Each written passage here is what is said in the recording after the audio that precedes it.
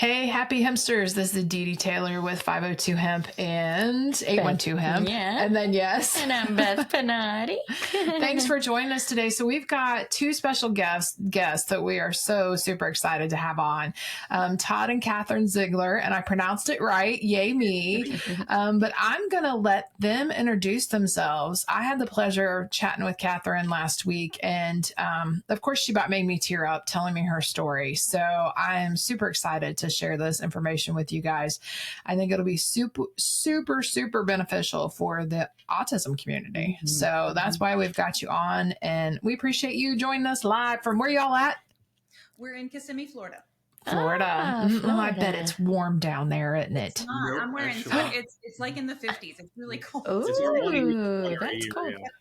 Oh my. Okay. So Okay. All right. So tell us why you're on. Start from the beginning. Yeah. You share as much as you want to share, and feel free to cuss. We all cuss. Well, that's damn fantastic. So we were introduced. Dee Dee and I were introduced through a mutual friend, the fabulous Christy Smallwood with Eagle Eye Strategies, and we. It's been interesting, our story. Our daughter, Liza, we have 4 kids total.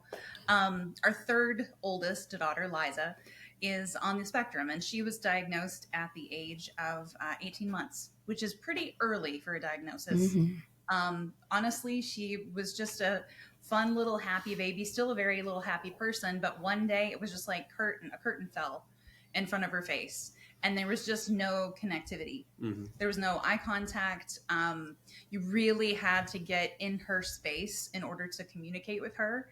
And she just didn't talk a lot. She made some noises. Mm-hmm. There was a lot of laughter, a lot of tears, but just not a lot of words. So we were more concerned about the speech, but when we took her to, actually, it's back when we lived in Louisville, we went to the Weisskopf Center at the University of Louisville and had her diagnosed. We didn't know what that meant. Yeah. I think the part that was your daughter has autism. Well, there wasn't a lot of resources that didn't make it sound just incredibly terrifying at the time. How did you feel like? Exactly. It was very much like your daughter has autism, and Right. what does that mean? What is next? What sort of world are we entering now for tomorrow and the rest of her life? So we had a lot of learning and catching up to do very, very quickly to make sure that she could have the kind of life that was right for her. When was this? What year was it? This was 2016. 16. Yeah. Okay. 2016. So, and we had, at the time, we had 2 older girls. And so we were looking for resources and trying to figure things out, and just didn't have a lot of answers.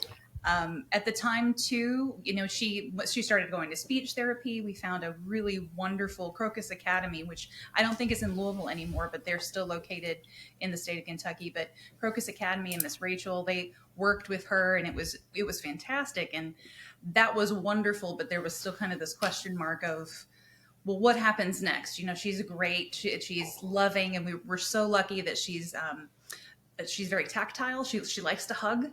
She likes kisses. She likes to sit on the lap. She likes to snuggle. Some folks on the spectrum don't enjoy physical touch, so we're lucky in that way. But fast forward to now, we moved to Florida in 2018. And Todd and I both worked for a major theme park company down here. And Todd was at work. I was on medical leave. Liza had come home from school, and she looked at me, and then this rage just filled her body, and she just started hitting her head. And we had never experienced that before. Mm-hmm. We'd seen that with her friends. We'd seen that at school. We'd heard about that through other support groups that we're a part of, but we had just never seen it. And she had gone from this happy, bubbly, she loves art. She taught herself how to use a film studio on her phone, and she creates videos and movies and all sorts of things. And she never stops. And then she stopped in that moment. And I mean, severely hitting her head, scratching her face, trying to pull her tongue out of her mouth. And we were just shocked. Mm-hmm. Had no idea what to do. Talked to her school. They recommended going to see a psychiatrist, which we knew that was kind of the next step. But she's also 9 years old, and she's right on the verge of going through puberty. I actually started my menstrual cycle when I was 9. Yeah. Makes me want to pull my hair out. all the time. That's why I keep my hair short. So Hell yeah. But so we, there's hormones involved. There's a lot of stuff. We just kind of didn't know where to turn.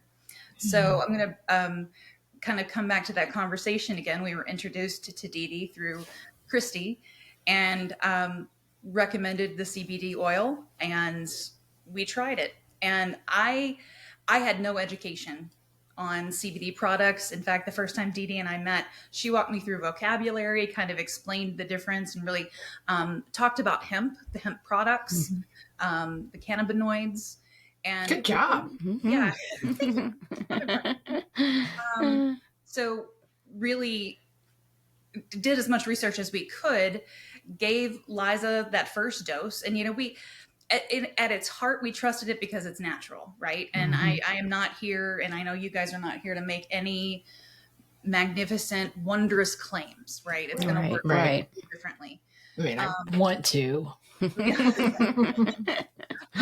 the second dose, the first dose, I could tell she had calmed herself.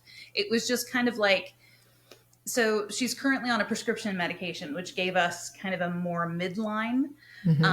And now you got that it's like a heartbeat, right?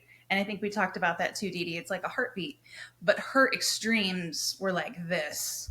And we were looking for something a little bit more naturally like this, or more like an easy roller coaster, more like It's a Small World instead of Space Mountain, right? Right. So by that second dose, it was time for her second dose. She looked at me and she had her fist like this, and she said, "Medicine, mommy, please, please, please." So she recognized. It's about make you want to cry. I know. And I bawled my eyes out. And I immediately, it just said she asked for it. She knew the difference in how she felt. And that's why we really like the products, because she is able to self-regulate. It doesn't, quote unquote, take the autism away or whatever. Right. It helps her regulate who she is. And that way we get to keep more of who she is instead of muting the parts of her that the rest of society doesn't understand. Right. We want her to be able to blast it out to the world, her personality and who she is and what she does and what she loves and what she doesn't love. We don't want to silence that. So that's been our experience with it. And we've she's only been on it for about 2 months, but even her school has been very supportive. They've seen the change. They've commented on the change. That's awesome. Yeah, she's lucky to have the school. She goes to a school for autism, and she's lucky to be a part of a program where they have a therapist with her, an ABA therapist, applied behavioral analysis therapist with her throughout her school day. And her therapist immediately noticed the difference and was like, "Where's Liza?" Because she had been called by the principal of her school as the sunshine of the hallway, and suddenly they lost the sunshine. So the sunshine came back. Oh, I love that. Awesome. Bring the sunshine back. That's what we're going to call this. Brought the sunshine back. Bringing the sunshine back. I know. What medications did they have her on, or do they have her on? Right now, just Abilify, and it's a very low dose. Again, just to kind of give her some sort of foundation, and we hadn't done any medications before then. She does get migraines, so we do some ibuprofen and things like that. And generally, like when the weather changes, because here in Florida, like our winter, we've got our 4 days of fall right now. Yeah, right. And it's going to go back up into the 80s, right? All right. 80s. Yeah. I can't complain though. I'm not It's a good move now. So my thought though, when she has those migraines, you could always give her like a half a dose of the CBD to see if that helps with that. Interestingly enough, the only really big headache she's had has been, since we've started in the last 2 months, has been right as we had the big temperature drop. Oh, and wow. Good. Okay. It kind of coincided with bedtime medicine. So we haven't really tried it for that though. We definitely will. But it does mean something to note that since she's been on the medicine, she's only really had one big. That is phenomenal. I know. That's phenomenal. I know. And to get results like that quickly, I love to hear those stories. Brought her sunshine back. I know. Love that. I know. Well, and it's so hard for kids because they don't understand. Like they have no clue that they're different, and maybe some do, but I would think that most don't grasp that. So it's hard for them to communicate how they're feeling. And that's why they lash out and they harm themselves. Yeah. And I think that to me is like the scariest part with autism, because those poor kids, they don't know, and you don't want them to hurt themselves, but then it's almost like you have to get violent with them to keep them from getting violent with themselves. And it just becomes like, and they don't understand either. And I can only imagine the hormones. I mean, being 9 and just starting that prepubescent type stuff. Cause I remember what I went through, and it wasn't pretty, and I'm not autistic. So I mean, I can only imagine, because they really have no clue. Well, so it's that heightened sense of sensory awareness too. So I remember when I was little, I started having the cramps, I had the hormones, I had all of these things going on. I think about myself now. I didn't really have a great educational resource. My mom was of the generation, you really didn't talk about that kind of stuff. You were handed a book and also a copy of Are You There, God? It's Me, Margaret. And then you figured it out, right? Right. But her sentences are so heightened. I know if I'm feeling physically unwell or, on my period or whatever, and I'm already hormonally good, if I didn't also understand that too. Right. And then I couldn't articulate it in the way that everybody around me was articulating it. Right. I would have to find some way. I can't even imagine what she goes through. When you talk to her and she's ready to communicate verbally, she's got a lot of nonverbal. She does a little sign language, but she's also taught herself several other languages. So she speaks Japanese, she speaks French. Oh my goodness. That is so cool. I know. She watches her videos, teaches herself how to talk. One of the first sentences she ever said to us after school one day, she laid down on the couch very dramatically and said, Mami, mira, leche, por favor. And oh my goodness. Okay, we want milk, sure. Yeah. No, you're learning new languages too. That's wonderful. Awesome. She teaches us so much, but there's so much. She just doesn't. Her brain doesn't stop. She never stops. And I think that's what the CBD really helps. Is she can continue to be as smart and as vibrant as she is, but she's allowed to breathe while those things are happening. Right. That's Yeah. And I can definitely see that the CBD helps her breathe. That makes so much sense. So much sense. That's amazing. And that's what I tell people about CBD. It doesn't change who you are. It just kind of calms you down to help you focus. It doesn't numb you or, like a lot of prescriptions do. I feel some of those prescriptions just kind of suck the soul out of you.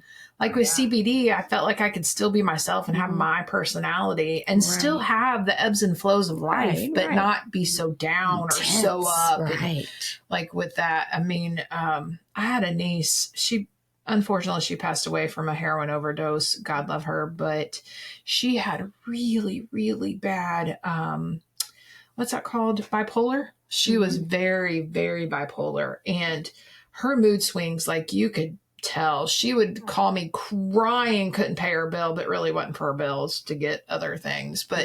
And then the next minute she's laughing. So, I mean, it was crazy watching her grow up, and we were only 8 years apart. So, I was there, time she was born, and realized, she was different. She was that bipolar, and she definitely wasn't autistic, but she was so smart.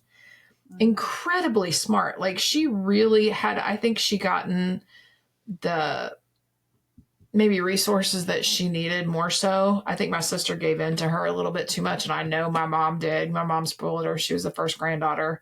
And they all spoiled her and gave her everything she wanted. And I think if she'd had more resources and been moved a different way and maybe had CBD in her life would have turned out a heck of a lot different. So I applaud you guys for taking that chance with CBD because a lot of parents don't. Right. They're always more about what the doctor says and try this pill and try that pill. And I applaud you for that, for trying something natural and especially for trying our products. I think that makes me feel good, for one.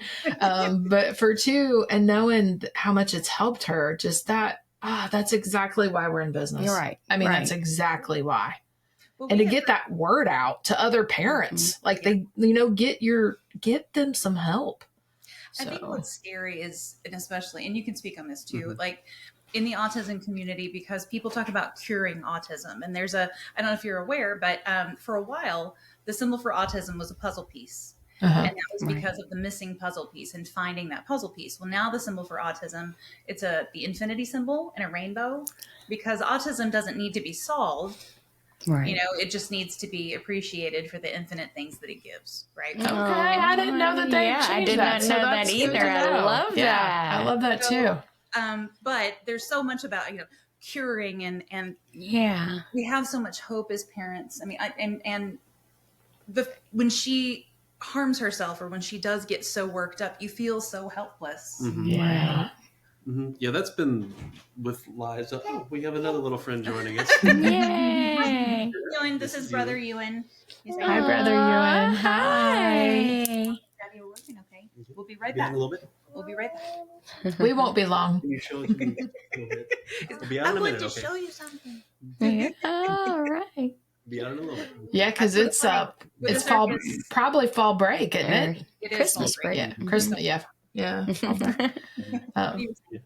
But to add on what you were talking about, one of the biggest things that having Liza in our lives has taught us is how much the things that you have to make peace with. 'Cause like you talked about, the language is so geared toward curing something, solving something. Right. That's not the answer to every single thing in your life that's amiss. And sometimes it's about meeting something where it's at, seeing it for what it is, and learning how to go with it, because it's not a problem. It just is what it is. It's a new way of being and looking at things. And she's been the most educational part of my life I've ever had in our life together. Just to try to change how she does things or how she sees things or what she's able to do for herself, it would be a tragedy. Yeah. Because learning new languages on her own, you mentioned her speaking Spanish. One day in the car, she speaks French from high school. Liza threw out something French, and you had to catch up, like Right. Right. That quickly. and threw something back, and Liza was like, "No, mommy." She's like, "En français." And I was like, Right. Yes. So to try to mute or alter that, it just is so wrong-headed. And to have something that gives her a foundation and a room to breathe and to be who she is and to share what she has with us and what she can give to us, it would be a shame to miss all that. Yeah. Right. Oh, And that education with the autism community, kind of that hope of there has to be something that XYZ, right? There has to be. So that's why we were very cautious at first to even try CBD, because we didn't want to get our hopes up. You know what I mean? Right. And when we tell people about it, we say, it's not a miracle cure. It's not a cure all. It's not going to take, and it'll be different for some people than it is for other people. I know my other friends who use CBD products, some can take a very low dose and some need to take a few more gummies than others. Right? Yep. Because everybody is different. And like exactly. in the autism community, you meet one person with autism, you've met one person with autism, everybody's that way. Everybody's unique. And so, but to be able to have this option and to say, of all of the tools that we have in our toolbox, this is another tool that we can rely on. Exactly. Right? You might need a flathead screwdriver or you might need a Phillips head, but here's two screwdrivers. Yeah, exactly. See which one works. Yeah, right, I think that's phenomenal. Right. That just warms my heart so much. I'm so happy that we were introduced and we were able to help. I mean, is she available? Could she come on and say hi, or would she? Not, she's actually, and we're thrilled for this. The school that she goes to has an ABA camp during break. Okay. Okay. Especially for folks who are neurodivergent, that routine is really, really important. She still gets to go to school. and spend time with her therapist and her friends during break. Good. So that's what she is now. I can send you pictures and videos though. If you want. Well, you definitely should. But explain to our audience what neurodivergent means, because a lot of people do not know. It's relatively more of a new word term that I've been hearing a lot more, which I love. Yeah. One version I love of it too is neurospicy. Yeah, you're right. I really love that. That's what the kids are saying. My teenage daughters are definitely love now that I just said that. But so neurodivergent is, very simply put, society has certain norms that they expect and ways that they expect people to behave. Neurodivergent people not only behave just a little differently, but they might think outside of the box. So I would run a list of all of the different diseases that kind of fit in that category. But if you use autism as an example, Liza is a very literal person, right? If you tell her something, like, she's going to do it to the letter. And I'm trying to think of an example and my mind's going blank, but draw a bath. She's going to physically on a piece of paper draw a bath, because that's what that means. I don't know if you guys grew up with Amelia Bedelia books. Do you guys remember Amelia Bedelia? I don't remember those. Great character, great children's book. She took everything literally, and that's Liza. So folks that are neurodivergent will very frequently take things very literally. They might have a very dry sense of humor. I think of Sheldon on... exactly. Yeah, that's a great example. That's a great example. Sheldon is a neurodivergent person, right? They just think about things in a different way. It just hits differently. It's not wrong. Sometimes society will call them out for it because it's not necessarily what's done. But what I love about the term neurodivergent is that there's no negativity with that, right? It's just neuro, you're talking about your brain, and divergent just means a different path. And different pathways. So, ta-da! Yeah, and I think we're all more different than similar in our brains and our thinking. So, trying to make people conform to a certain way of thinking or feeling or acting, I don't like that. I think we should all be different and have different the way talents. We were made. Right. I mean, we're all humans. That's the one thing that we all carry in common. But variety is the spice of life. Right. And we're all different, and we all have different varieties, and we all have different spices. So that's just... I see. Exactly. So I think it's great. And gosh, I'm just so happy that it helped, especially with the violent outburst on herself. I can't tell you, my heart, like, I just completely lost it. I did not know what to do. And, your first instinct would be to go, and I had to stand there for a moment because I didn't know who it was standing in front of me. And I know, and we've learned to accept that no matter what happens to Liza, she's got different versions of herself that are going to pop up just like we do. Right. But to see that, but I really do think it was, and this is just my mom's opinion. This is not a medical diagnosis or anything, but I do think it's the frustration over the years that have built up. And she got to a moment where her body's changing, her mind's moving too fast. There's too many sounds in the room. The textures are all different. And here she wants to say something and she can't. What's she going to do? She's going to try to jog her brain a little bit. It's that out of control feeling. Exactly. And it just broke my heart. So to have something to help alleviate, it hasn't gone away completely. She still will have, we kind of call them flare-ups or cycles. But it's definitely much less. And she comes to us seeking the help now, which she didn't know how to do before. Her mind was going too fast. She didn't know how to ask for the medicine because she didn't know it existed. And so now she's got another tool in her little toolbox that she needs to ask for. And she knows when to ask for it too, which is really nice. That's awesome. I know. That's awesome. So tell us about your book. Woo, yay. I'm excited. So going back to when Liza was diagnosed, it was a really scary time for us because like I said, I have a lot of medical things going on, and I'll mention to your audience that my father was a Vietnam veteran, and he was exposed to the chemical Agent Orange, which is known as dioxin, and he had Agent Orange syndrome. I have recently learned that I have the second generation effects of that. And when I say recently, it's been in the past decade. But so crazy. I know. I heard of that the other day. Right. Totally crazy. His sperm was affected because of his exposure while he was, serving our country. And that was passed down to me. And so essentially, it's nothing that can be cured. It's a lot like autism. It's nothing that can be cured. It's at the cellular level. It's at the DNA level. But things that might naturally happen to me later on in life are happening now. My body just decides there are chemicals that kind of meet and they go, okay, it's time. So I have my spine is deteriorating. So you can see I've had spinal surgery and I'm still able to move my neck. There's lots of stuff, but I also have a lot of autoimmune diseases. So we get Liza's diagnosis. I'm going on CBD. Are you taking it too? Yes. Don't worry. Wait Okay, until good. it's in my next order. Okay. So, we've got my diagnoses, we've got Liza, we've got all of this stuff. And so I think, okay, books, because we're avid readers. We love readers. My husband, his book collections, he's giving me a big thumbs up right now. He has a ton of books. Like, we just love to soak in knowledge, right?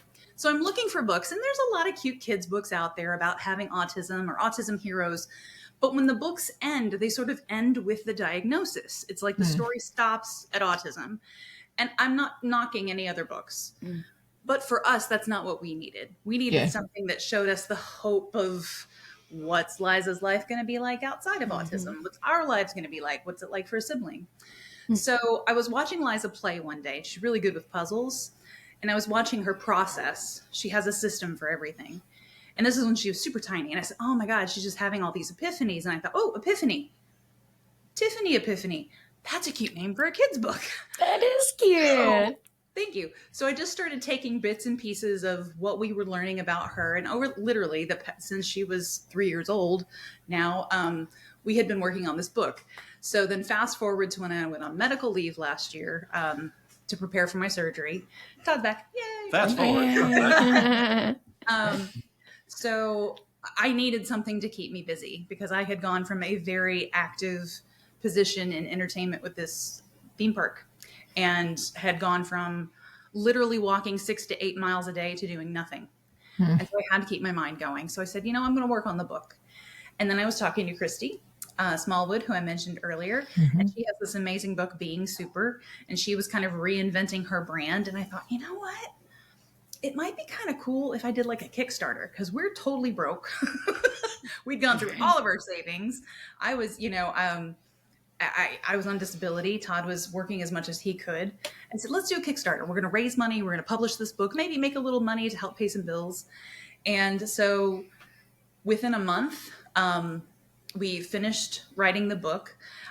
Liza's sister, Mimi, is incredible. She's 18 years old and she's a wonderful visual artist as well as an actor. She goes to the School for the Arts here in Osceola County.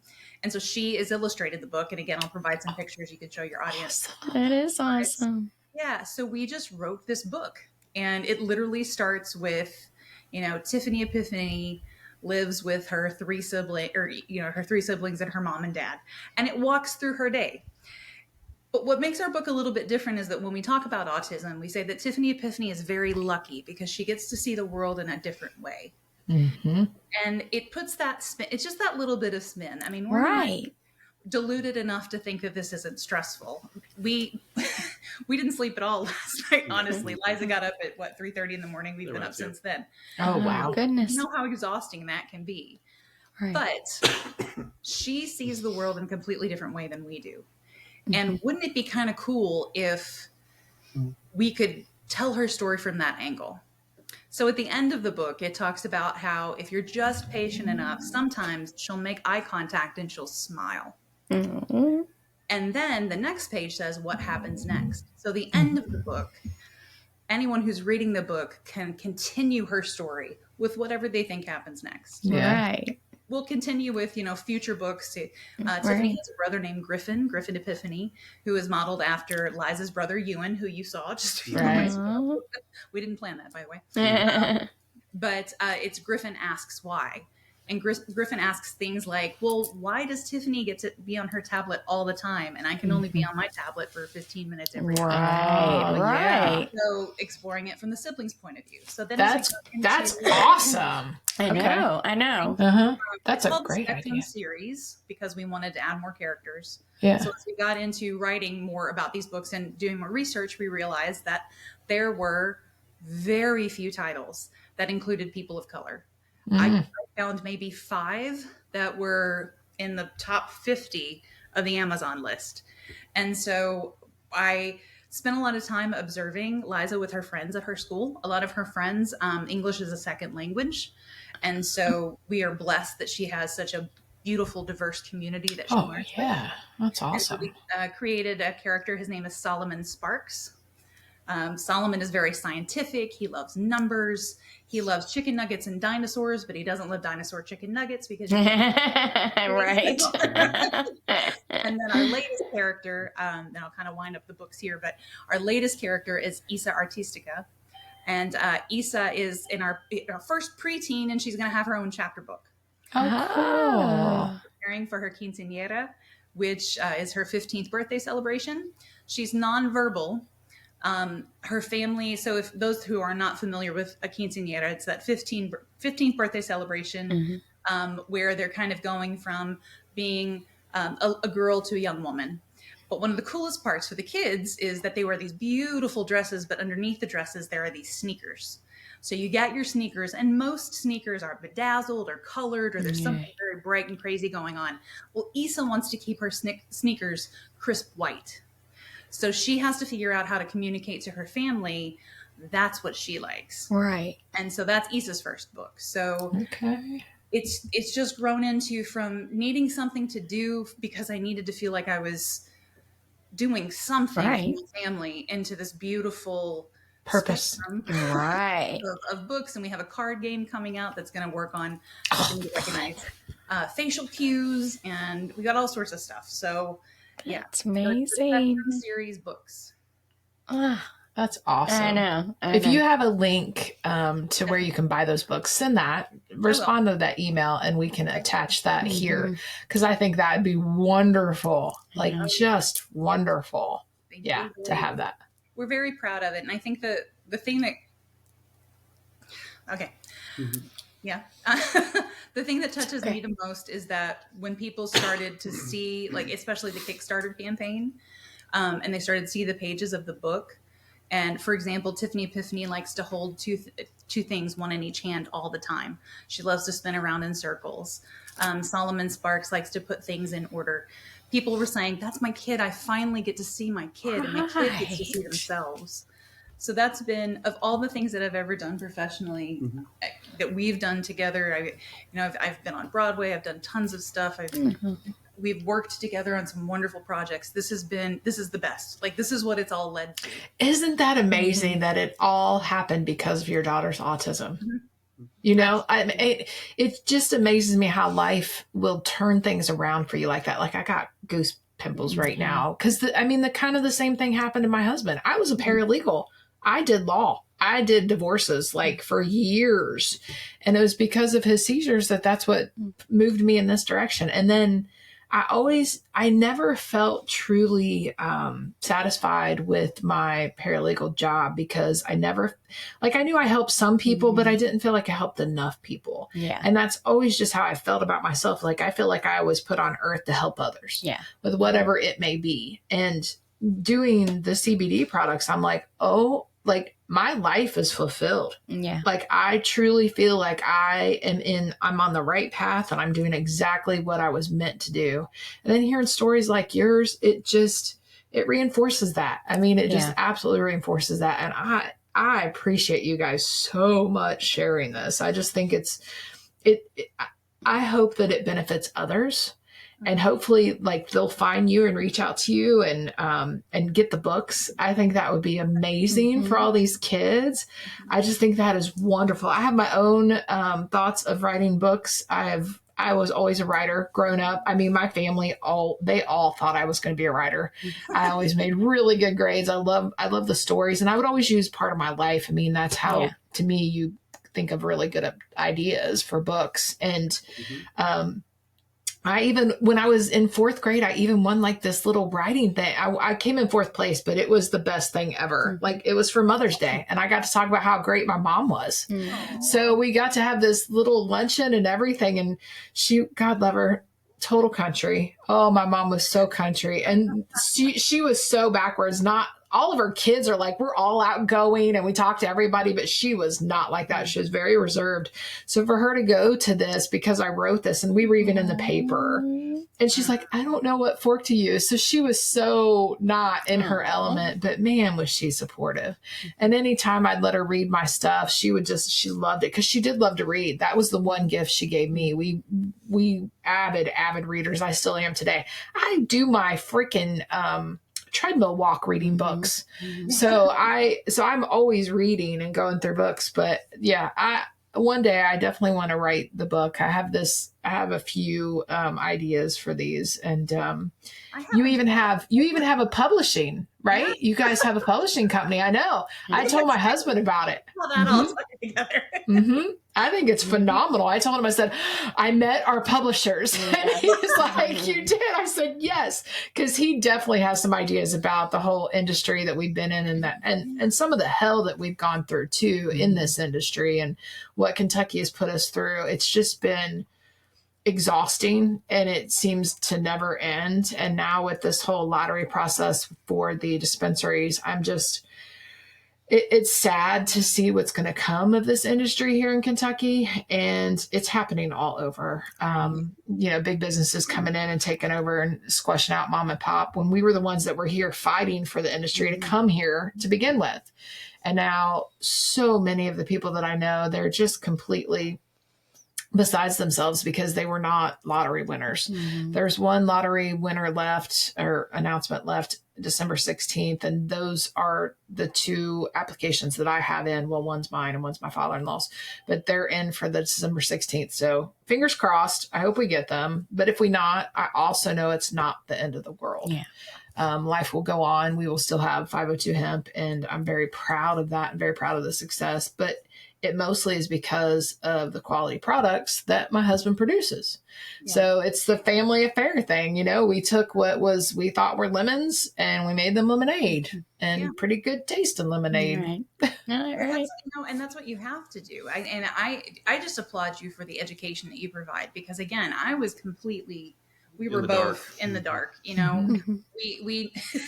we knew about pot just because, but it's totally different. It's a completely different, like, it's not even the myths that surround this whole thing. That's one of the reasons why we created our publishing company, for example, was because people like yourself who have stories to tell, trying to self-publish, bigger companies are taking over those markets. You try to get your stuff on Amazon, you try to go through all these other places, and they were literally just right and left getting screwed. And so once we realized, this is something that we can do, that we're passionate about, that's when Christy jumped on board. We're producing this beautiful, publishing this beautiful work of poems by a dear friend of hers. Her name is Bianca, and it's called For a Black Girl, and it's letters that she's written herself over the last couple of years based on what she's gone through. But she has a voice now. She has a platform because out of necessity, much like your company, you find your ways. And I think that's what you have to do sometimes. But that's where the nuggets are, right? That's where the glimmery spots are. Right. For sure. For sure. For sure. Oh, thank you guys so much for sharing your stories. It's just amazing. It just completely warmed my heart. We really appreciate you being on with us. And you all are really going to make a difference for a lot of people. A lot of children, a lot of parents, a lot of adult people dealing with autism. Oh, yeah. There's tons of adults now that are trying to figure out their way in the world too. And I think, I think they'd even appreciate books like that because, we don't put reading levels or ages on books. We to sell them, we have to categorize them sometimes when we're distributing. But because anybody can appreciate a good story, right? Heck yeah. Are you kidding? You want to know what my favorite book to this day still is that there's a monster at the end of this page. Yeah. And it's the lovable Grover. Don't turn the page, Dinky. Don't Exactly. Exactly. I learned to read on that book, and I managed to find that for a lot of my nieces and nephews. And Cole's had it. And they even had the Grover, and I got it for my nephew. So I wrote a little thing about this being my favorite book. And there was a part 2 to it, too, with the red character. I can't remember his name off the top of my head. The one that giggles. Elmo, yes. Yeah. And my mom bought me Elmo that giggles, and I still have that thing. So it's dusty, but I still have it. But those are some of the, from your childhood memories. So I think these books that you have written, I think they will be so beneficial for a lot of children. And I applaud you for that. And if there's anything that you guys need from us, if you ever have any other questions about how it can help you, Absolutely. yourself too, besides Liza, I think we are totally there for you. So you reach out anytime. New way to view, like there's hope where there hasn't been hope before. And so thank you for. Oh, thank you. Yeah. Thank you. Now, I'm just saying. Love it. I know. What a great way to start our Thanksgiving week. I mean, this was perfect. So thank you guys so much for being here. And we will add their information so you guys can check them out. Yes. Yeah. And check out their books. And if you have children going through some of the same things, by all means, do some homework on how CBD might help, and listen to Todd and Kathryn, because I think it's made a difference for them, and I hope it makes a difference for others. So thank you guys so much for being here. Y'all make sure you follow us on all the socials. We will have this up on YouTube pretty soon, so I'll let you know when it's up there, and you guys can share, and invite your people to a follow and all that good stuff. So happy to answer anyone's questions. Always feel free to reach out to us, and keep it hempy out there, y'all, and have a wonderful holiday season.